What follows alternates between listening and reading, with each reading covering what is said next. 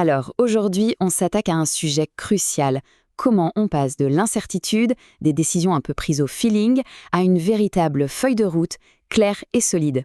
Et oui, on va parler du fameux plan marketing. C'est vraiment une étape clé, indispensable pour qu'une activité puisse se développer sereinement. C'est vrai qu'on est souvent tenté de se fier à son intuition. C'est rapide, ça a l'air de venir de nous, c'est personnel.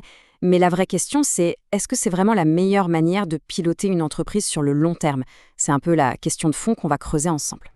Et pour vraiment saisir tout l'intérêt d'un plan marketing, il faut d'abord regarder le problème en face. Parce que oui, l'intuition, quand elle est toute seule, elle peut devenir un vrai piège. Là, on a vraiment deux mondes qui s'opposent. D'un côté, l'intuition. Ça veut dire accepter une bonne dose de risque, d'incertitude et potentiellement de perte. Faut être honnête, l'instinct, des fois, ça nous mène droit dans le mur. Et de l'autre côté, on a le plan marketing, qui lui amène de la réflexion, de la structure, de la clarté. En gros, il nous force à poser les choses et à prendre un peu de recul. Heureusement, face à ce piège, il y a une solution. Une solution structurée, méthodique, qui est là pour limiter les risques et au contraire maximiser les chances de réussite. Et cette solution, c'est bien sûr le plan marketing. Mais alors, concrètement, un plan marketing, c'est quoi? Eh bien, il faut vraiment le voir comme une ligne directrice. C'est un document qui va tout rassembler, de l'analyse du début jusqu'aux actions très concrètes, en passant par toutes les étapes. C'est un peu la carte routière qui nous montre exactement où on va et comment y aller.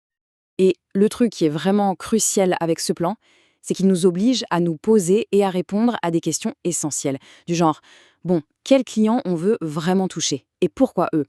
Qu'est-ce qu'on a de différent à leur proposer? Comment est-ce qu'on se place par rapport à la concurrence pour pas être juste une copie? Et au final, quelles actions très précises on va mettre en place pour que tout ça devienne réalité?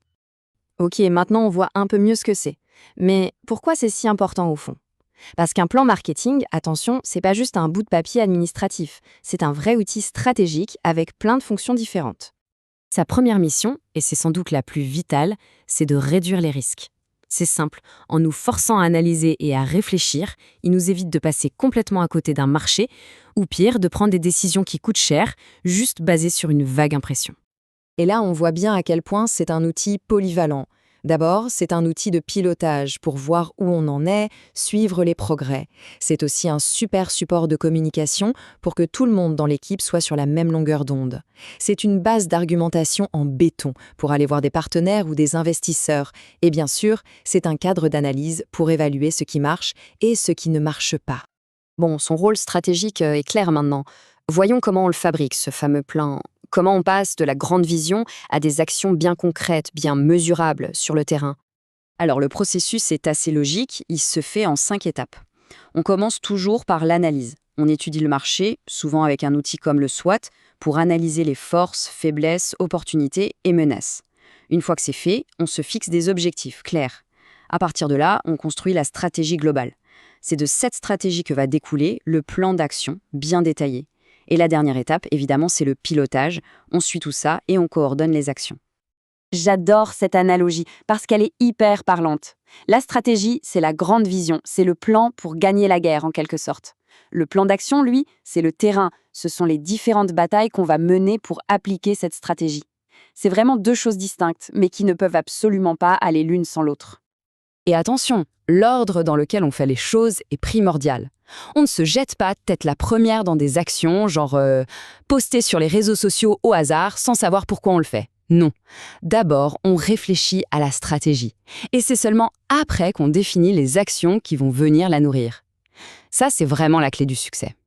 On arrive maintenant au dernier point, mais c'est un point absolument fondamental. Beaucoup de gens pensent qu'une fois le plan écrit, c'est bon, le travail est fini. Mais en fait, c'est tout le contraire. Voilà une phrase à garder en tête. C'est un document vivant. Un plan marketing, ce n'est surtout pas quelque chose qu'on grave dans le marbre. Ce n'est pas ce document qu'on rédige une fois et qu'on oublie dans un tiroir. Non, c'est un outil qui doit respirer, qui doit évoluer constamment. Forcément, le marché change, l'entreprise elle-même se développe, les concurrents ne restent pas les bras croisés, donc le plan doit s'adapter en permanence à tout ça. On peut par exemple ajuster régulièrement les fameux 4 P du marketing mix, le produit, le prix, la place, c'est-à-dire la distribution et la promotion, justement pour rester toujours pertinent et efficace. Tout ça nous amène à une dernière question, une question à se poser. Sans un plan, bien formalisée? Est-ce qu'une stratégie peut vraiment être claire pour tout le monde? Est-ce qu'elle repose sur une analyse solide ou est-ce qu'elle n'est finalement qu'une série d'intuitions mises bout à bout? Voilà, ça laisse de quoi réfléchir.